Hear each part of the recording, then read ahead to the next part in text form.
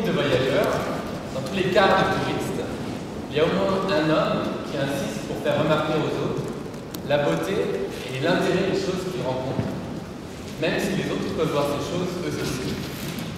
Au fond, nous sommes cet homme, j'en ai peur.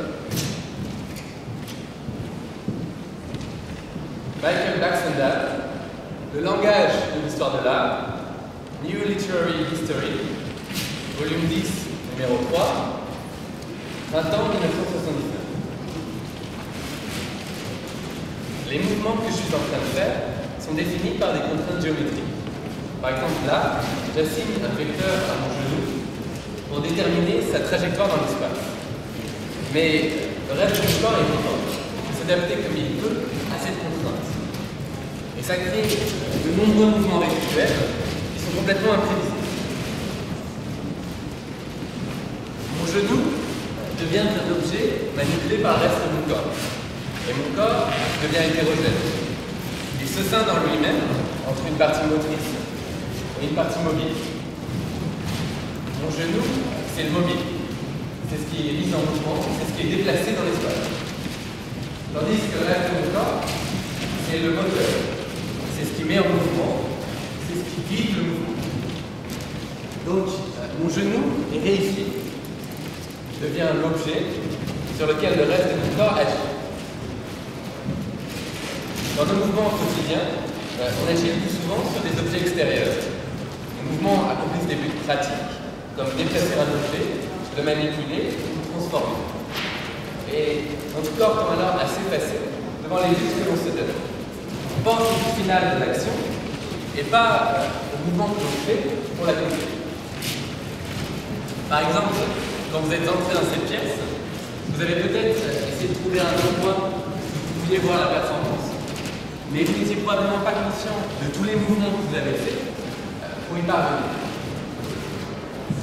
Comme les mouvements que je suis en train de faire sont définis de manière géométrique, leur but porte sur mon propre corps. Donc, ne vise pas des objets extérieurs, mais une partie de moi-même. C'est dans ça qu'il y a une réunification de mon corps. Au lieu de manipuler un objet extérieur, je manipule une partie de moi-même que je traite comme un objet. Mon corps se rétracte en lui-même et mon genou devient extérieur à mon propre corps.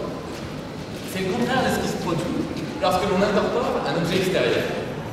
Par exemple, si j'utilise beaucoup un outil, il sera intégré dans mon schéma corporel. C'est-à-dire que mon système nerveux le traitera comme une partie de mon propre corps. Il y a une équipe de chercheurs japonais qui a appris à des macaques à utiliser un râteau. Et lorsque les singes utilisent le râteau, des neurones qui s'activent actuellement uniquement si un objet s'approche de leur main se mettent à s'activer aussi lorsqu'un objet s'approche de l'extrémité du râteau. Donc leur schéma corporel s'étend pour englober le râteau. Ça rejoint ce que dit le philosophe Georges Canguilhem lorsqu'il parle des outils comme d'organes projetés. Dans Machine et Organisme, il écrit « Les premiers outils ne sont que le prolongement du organisme humain. Le silex, la massue, le marteau prolongent et étendent le mouvement organique de percussion du bras.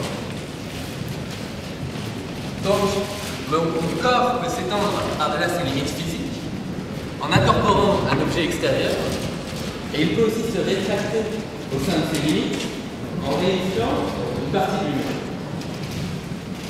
Le marteau peut devenir un de mes organes et mon genou peut devenir un objet. Donc, mon corps peut s'étendre par-delà ses limites physiques en incorporant un objet extérieur et il peut aussi se rétracter au sein de ses limites en réunifiant une partie de lui-même. Le marteau peut devenir un de mes organes et mon genou peut devenir un objet.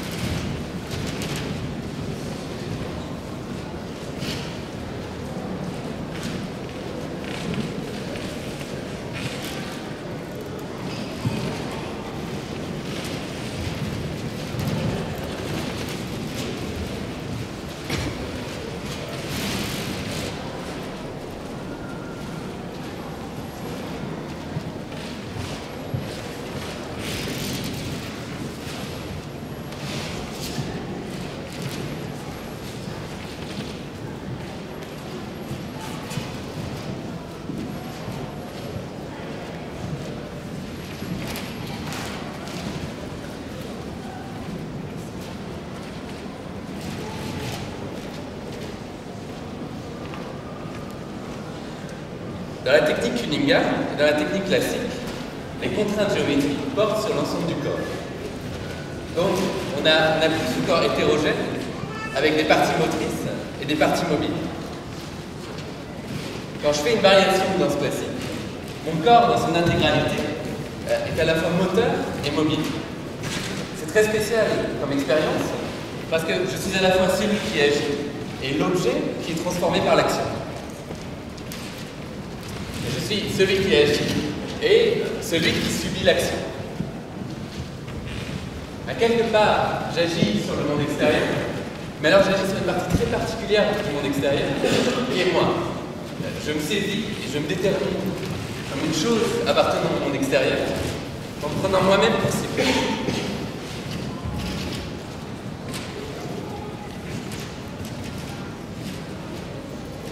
Dans la base classique, il y a des pas qui ont des noms.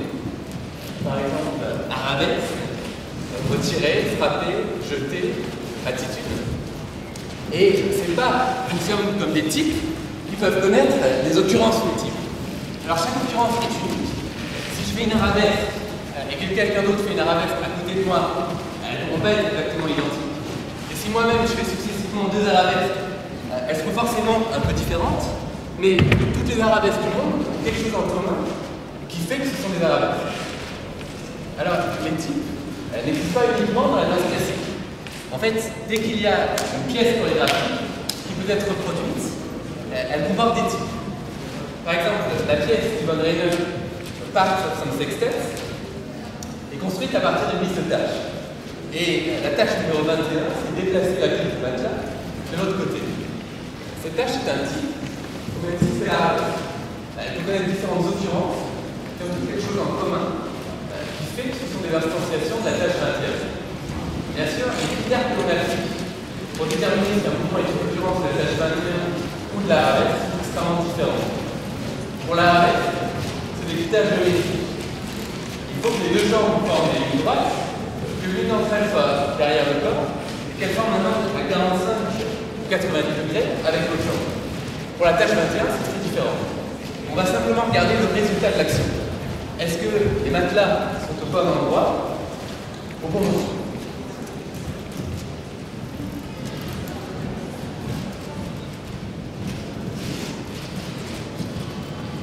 Ça vous est peut-être déjà arrivé de faire quelque chose, et en même temps, de ne pas pouvoir vous empêcher de remarquer que vous êtes en train de faire cette action. Et donc, ça devient difficile de se concentrer sur ce que l'on fait, parce qu'on s'observe en train d'agir. Parfois, c'est dans des situations très intenses. Et on se dit que l'on devrait être affecté par les événements, mais on ne ressent rien. On ne ressent rien parce qu'on est spectateur de la scène dans laquelle on est soi-même impliqué. Alors souvent, les autres autour de nous ne comprennent pas vraiment notre réaction, et même pour soi-même, ça bloque, parce que dès qu'on s'arrête pour réfléchir à ce que l'on ressent ou à ce que l'on fait, on fait autre chose. C'est pour ça que j'aime bien les situations où on peut être vraiment spectateur. Par exemple, si on lit un livre, ou qu'on regarde un film, ou une pièce de théâtre, et qu'on s'arrête un moment pour réfléchir à ce que l'on ressent, la pièce suit son cours. Ça n'entrave pas son déroulement. Mais le livre, lui, il nous attend. On peut interrompre la lecture, réfléchir aux expériences qu'elle suscite, et puis reprendre le livre. Mais si on fait ça dans une conversation ou dans une relation amoureuse, ça casse la situation.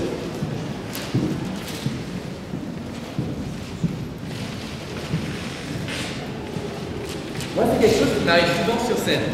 Par exemple, là, je fais les mouvements que je suis censé faire, mais en même temps, je ne peux pas m'empêcher de me rendre compte que je suis en train de les faire. C'est comme si j'observais la situation derrière une vitre. Les spectateurs, les lumières, la moquette, les sensations physiques, le son de ma voix, tout est là, mais tout est à distance.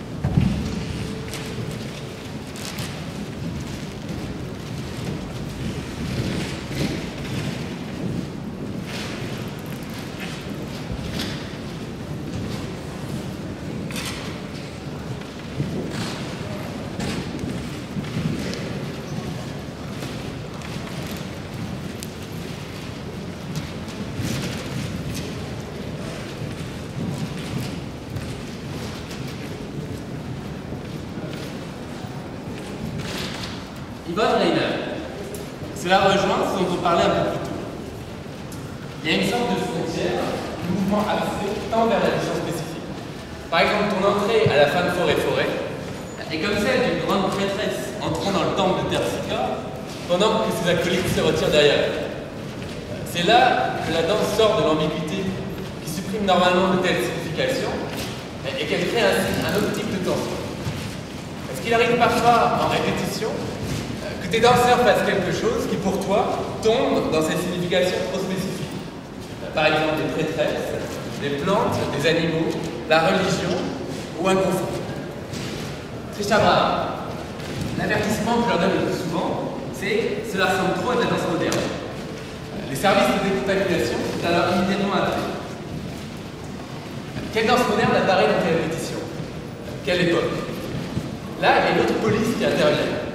Le lyrisme qui se prolonge trop dans l'alandissement, l'émotion cliché, la posture absurde. Toujours là, à la suite, non? C'est notre entraînement. On le connaît tous. Le dos comme instrument expressif, augmenté par les jambes et les bras, fait des courbes et des spirales qui portent une connotation émotionnelle. Mais d'un autre côté, pendant New Age, je me suis rendu compte que deux mouvements dérivés mécaniquement exécutés en même temps, plier les bras vers le haut et laisser tomber et enrouler la tête vers l'avant, s'ils entrent dans le fond, ressemblent à une personne qui gémit. Ça m'a fasciné. Et à partir de là, je me suis mis à rechercher ce seuil entre l'action du mouvement dérivé mécaniquement et l'affect émotionnel. Qu'est-ce que je veux dire par dérivé mécaniquement? Quand je donne une instruction à un modèle, quand tu es là debout et que tu sais que tu sais quoi faire et que tu donnes une instruction, un bras se lève, le genou gauche se dérobe et tu évites la chute. Ce genre de choses. C'est ça que je veux dire par une instruction mécanique. Mais ensuite, ça veut dire quelque chose. Comme si tu saluais le drapeau américain, par exemple. Oui, effectivement, il faut faire attention à celui-là. Mais d'un autre côté, c'est vraiment intéressant de déclencher un geste reconnaissable et de l'emmener immédiatement vers autre chose. Oui, c'est ça qui est vraiment fascinant. La manière dont tu utilises des gestes et dont tu les effaces, dont tu les survoles. Un geste de danse peut si facilement invoquer à la fois le symbolique et le quotidien. Tout le monde les connaît. On les regarde et on les lit toute la journée. Il y en a que j'aime particulièrement. Parfois, un pied s'y fléchit et une main, juste une main, va bouger. Je parlais de ces extrémités qui ont soudainement en unisson sur le corps. Tu en as plusieurs dans le bouger. Probablement beaucoup. Il y a des niveaux d'intensité dans les actions basées sur le corps. Donc, on a tendance à regarder l'enchaînement global des choses. Mais en fonction du dialogue entre moi et l'œil de mon observateur, ça dépend d'où je le fais regarder ensuite. Mais ça veut dire que le reste du corps doit être extrêmement immobile pour que ces petits détails, les extrêmes, apparaissent. Et c'est là que l'entraînement intervient. Tu dois être si immobile sur une jambe pour rendre visible ces gestes ordinaires. Tu as mentionné que j'efface, que j'obscurcis et que je survole certains gestes. Et c'est vrai, je maintiens un minimum d'intimité tout en étant pleinement visible pendant la performance, en compliquant volontairement certains moments troublants et en me sentant sûr que le public ne peut pas les voir complètement.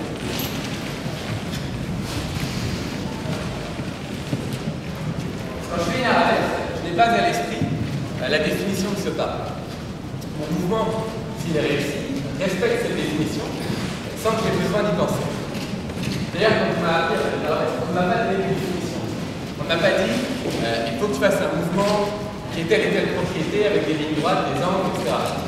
On m'a simplement montré le mouvement, je l'ai imité, et ensuite on m'a donné des corrections. Par exemple, quand on joue, croise plus ta jambe, et au bout d'un moment, j'ai su faire et reconnaître une arabesque. Et donc j'ai acquis une certaine conception de ce pas, mais cette conception s'est formée sans qu'à aucun moment une définition ne soit donnée. Donc on peut se demander quel est le statut de cette définition, vu qu'elle n'apparaît ni dans l'apprentissage du pas, ni dans sa réalisation, ni même lorsque l'on reconnaît simplement une arabesque. Dans aucune de ces situations, on applique une définition. Ça rejoint cette remarque de Gilbert Ryle. Les règles du raisonnement correct ont été extraites en premier par Aristote. Mais les hommes savaient comment éviter et détecter les sophismes avant d'apprendre ces leçons. De même que les hommes depuis Aristote et incluant Aristote conduisent habituellement leur raisonnement sans faire aucune référence interne à ces formules. Ils ne planifient pas leurs arguments avant de les construire. En fait, s'ils devaient planifier quoi penser avant de penser, ils ne penseraient jamais, parce que cette planification serait elle-même non planifiée. La plupart des mouvements de la danse classique sont définis grâce à une géométrie orthogonale. Mais ça ne veut pas dire que les danseurs classiques pensent à la géométrie tout en faisant ces mouvements. Ça veut dire qu'ils agissent géométriquement sur eux-mêmes. Qu'ils agissent géométriquement sur leur propre corps.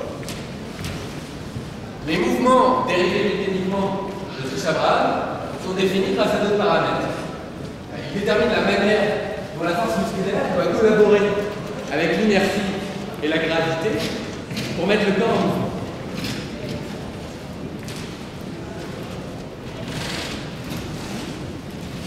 Un mouvement géométrique et un mouvement mécanique peuvent être très proches.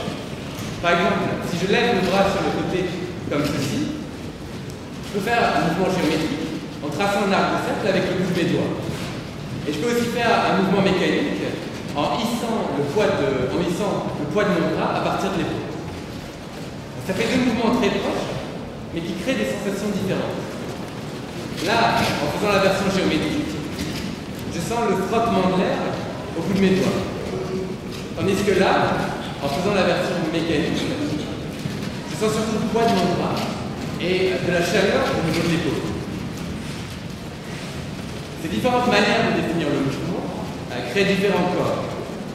En faisant cette séquence de mouvements géométriques, mon corps devient un volume mobile qui crée des lignes, des formes et des vecteurs. Le corps mécanique de Trish-Abraham est lui aussi un volume, mais il possède une masse et il est soumis à des forces. L'inertie, la gravité et la force musculaire. Les tâches qui donneraient là, c'est encore un autre corps. Et dans la technique d'improvisation de William Forsythe, les mouvements ne sont définis ni comme des modèles à imiter, ni comme des tâches à exécuter, mais comme des problèmes que l'on se donne à soi-même.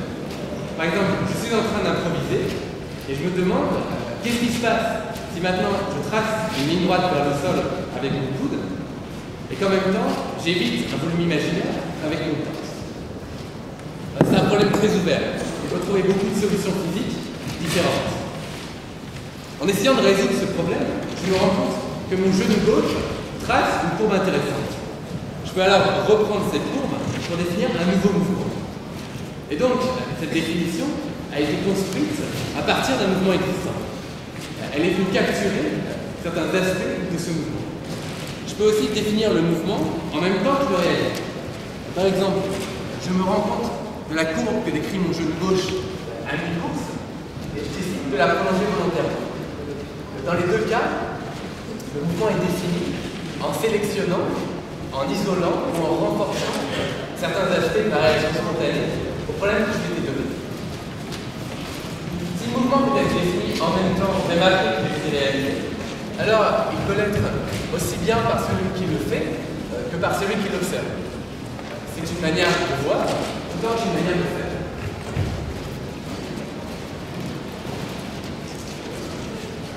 Quatre petits garçons se sont efforcés de rouler une boule de neige jusqu'au sommet d'une colline enneigée. Ensuite, ils l'ont lâchée. Au fur et à mesure, la boule a grossi et les garçons ont couru après elle. En roulant, la boule s'est tendue en deux hémisphères, surface pleine vers le haut. Les garçons ont grimpé sur ces deux hémisphères et se sont balancés dessus. Après quoi, ils sont partis. Simone Forti, compte rendu des danses. On dit à un homme qu'il doit rester allongé sur le sol pendant toute la durée de la pièce. On dit à un autre homme que tout au long de la pièce, il doit s'efforcer d'accrocher le premier objet. Simone Forti, instruction pour une danse. Le pas d'un classique frappé consiste à frapper le sol avec la pointe du pied. Mais contrairement à l'action de frapper un objet avec un marteau, les danseurs n'essayent pas de casser ou de déformer le sol. Au contraire, ils se donnent le but de frapper pour pouvoir accomplir un mouvement spécifique. Donc, il y a un renversement du rapport entre le mouvement ce n'est pas le mouvement qui permet d'accomplir le but pratique, mais le but pratique qui permet d'accomplir le mouvement. On retrouve ce renversement dans beaucoup de mouvements de danse. Par exemple, la tâche de déplacer les matelas est aussi un moyen pour obtenir une action spécifique. Les performeurs font cette action pour qu'elle ait lieu, et pas que les matelas soient à un autre endroit. Donc il y a une tension interne dans cette tâche, parce qu'elle vise à accomplir une action motivée par un but pratique. Mais comme c'est l'action elle-même qui est visée, ce but pratique devient un moyen pour que l'action ait lieu. Et donc au final, l'action qui est réalisée sur scène n'est pas vraiment motivée par ce but pratique. Mais il y a une tension dans le fait de vouloir réaliser une action quotidienne sur scène, parce que le simple fait de la mettre sur scène lui fait perdre ses caractères quotidiens. On trouve une tension assez symétrique dans l'action painting de Jackson Pollock. Ici, le but serait que Pollock fasse une action pour elle-même et que la toile soit l'enregistrement de cette action. Donc, Pollock serait pleinement concentré sur le moment qu'il traverse en agissant sur la toile, et la toile serait la trace de cet événement. Mais jusqu'à quel point Pollock peut-il se détacher du but final de son action, qui est bien de produire un objet? Est-ce que l'objectif de recueillir la trace ne traverse pas l'action de part en part? Et dans ce cas, est-ce que c'est toujours une trace? Donc, le performeur cherche à accomplir une action motivée par un but pratique, mais c'est pour obtenir l'action elle-même, et Pollock cherche à faire une action pour elle-même, et c'est pour en remplir la trace. Dans les deux cas, il faudrait pouvoir se dissocier de soi-même. Il faudrait pouvoir se détacher d'une partie de ses intentions. William Forsythe. Point, ligne. Vous avez une ligne entre vos doigts. Vous pouvez la laisser dans l'espace, la reprendre et la déplacer dans n'importe quelle direction. Non, une autre manière de construire une ligne est simplement d'utiliser une partie du corps. Barre, ok? Et cette partie du corps, disons de ce point à ce point sur mon corps, peut être conçue comme une ligne qui peut être tournée et qui peut glisser, ça s'arrête sur elle-même.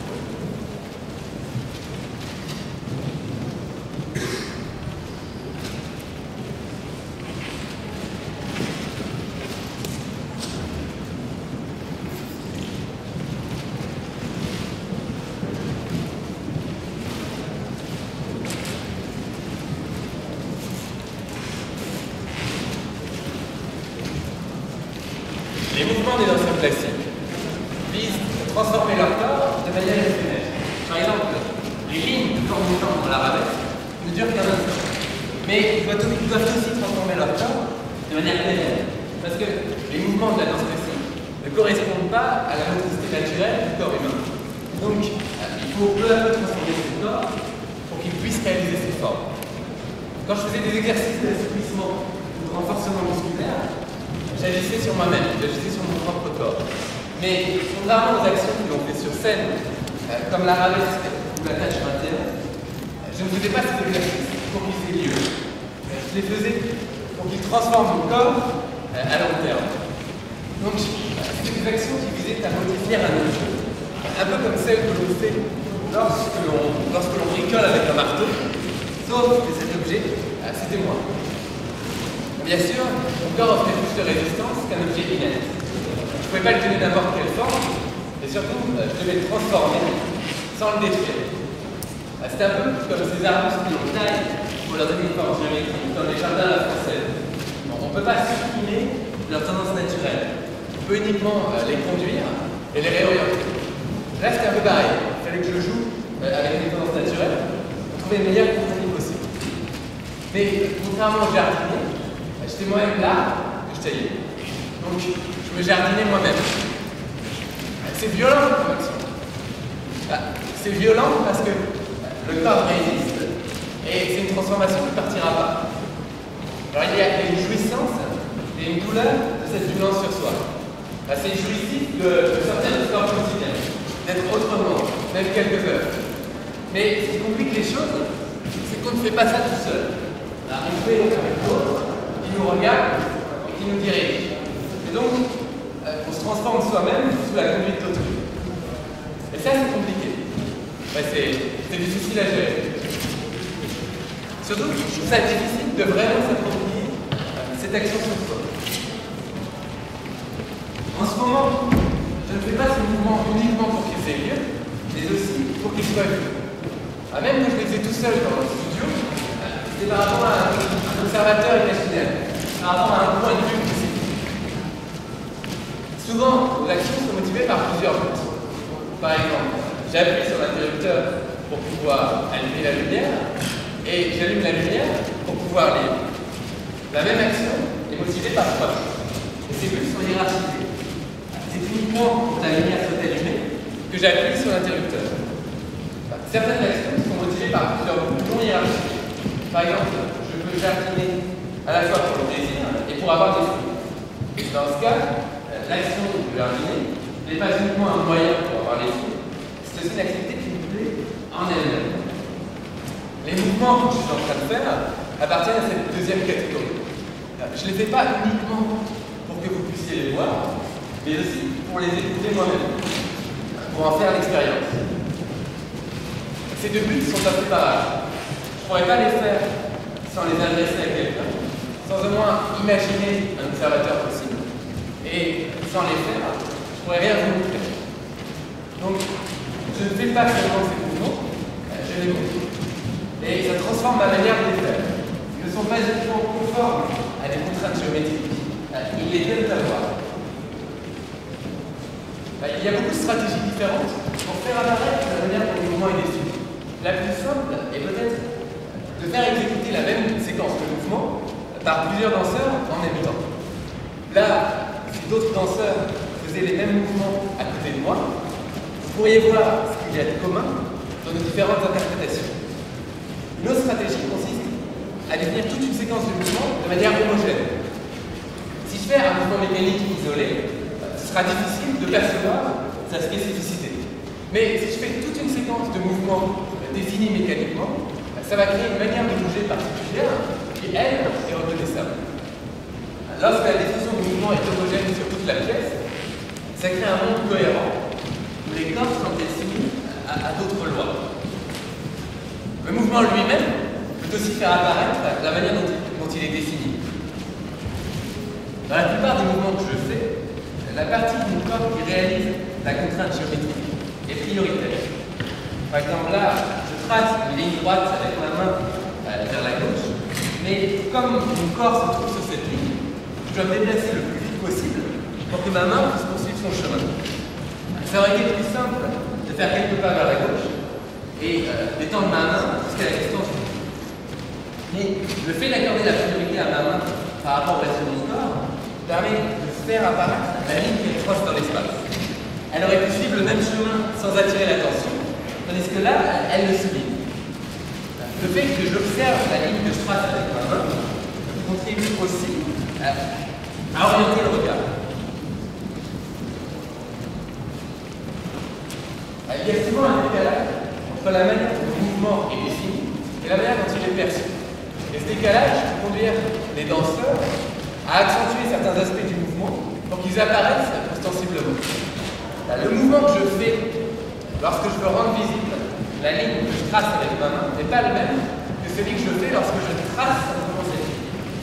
Et parfois, la différence est telle que le mouvement qui montre la contrainte géométrique n'est plus conforme Dans la chaîne Chabraon-Seton-Risset, les mouvements sont dérivés mécaniquement. Par exemple, le poids du bras entraîne le genou, qui fait basculer le torse, qui relance le bras, et ainsi de suite. Ça donne l'impression que le danseur fait le premier mouvement, et qu'ensuite, il ne fait que subir les répercussions causales de cette impulsion initiale. Certains liens de causalité sont réels, mais d'autres sont partiellement complètement fictifs. Il y a tout un spectre de l'interprétation la plus littérale et la plus métaphorique. Parfois, c'est vraiment le poids du bras qui entraîne le genou. Et parfois, on fait comme s'il y avait un lien causal entre ces deux mouvements. Ces liens de causalité fictionnelle sont souvent plus remarquables et plus parlants que les liens réels. Donc, ils permettent de donner à voir la définition mécanique du mouvement sans être même conforme à cette définition. En 1863, l'ingénieur Auguste Choisy a effectué des mesures sur le Parthénon et il a fait les observations suivantes. Pour un spectateur placé près de l'édifice, les déformations s'accentuent à mesure que la grandeur de l'édifice augmente. Les fûts prennent pour l'œil un rétrécissement excessif. L'encadrement paraît moins épais qu'il est en réalité. L'inclinaison des jambages des portes semble dépasser la mesure. On corrigera ces illusions en renforçant les membres que la perspective diminue, en réduisant ceux que la perspective augmente. Pour les colonnes, on modérera le rétrécissement des fûts. Pour les portes, on atténuera l'inclinaison des jambages. Aux membres de l'entablement, on attribuera une légère surépaisseur. Si on fait un bâtiment orthogonal, il n'apparaîtra pas comme tel. Donc, pour faire un bâtiment qui semble orthogonal, on doit en construire un qui ne l'est pas. C'est un objet adressé, un objet qui prend en compte celui qui l'observe.